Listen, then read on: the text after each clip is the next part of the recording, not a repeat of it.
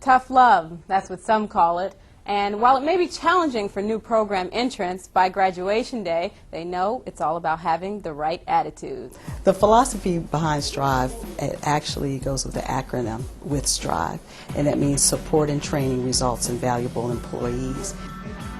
Attitude is like basically 90% of whatever you're going to do in life.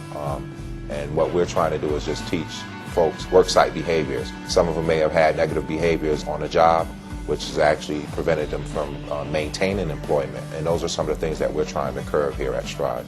They were offering to do mock interviews. I had never done mock interviews before, and the mock interviews would basically show you on a video what you did that was good for an interview and what you might want to change. So I was able to see myself in the interview afterwards and see what I needed to change. What's interesting that happens in orientation of what we do to demonstrate that we are very serious about that this is more than just a class, it's your live laboratory. We give the group a 10-minute break, and we just say, let's break for 10 minutes, see you in 10 minutes.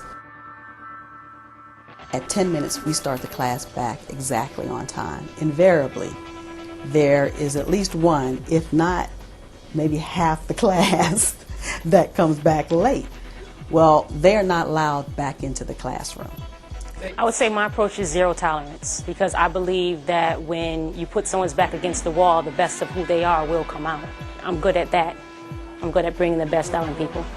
And as our lead instructor, Mr. Mason, continues with the class, he picks one of the potential participants, has them come stand next to him, and he says, now, this is your team, and I'm your boss, and I ask, what's going on with your team? Why is your team late? Find out why is your team late. And of course, people say, well, I went to smoke a cigarette, I ran out to my car, and he asked them, now, is that a good enough reason for you to allow them back at work?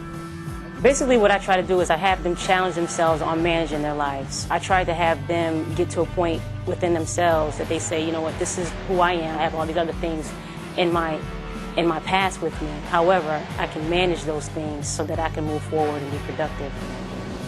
I need help to find a job.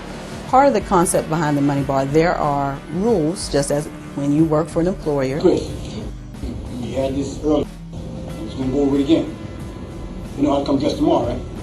You're going to do that again, right? Because you're going to pay next time you do it.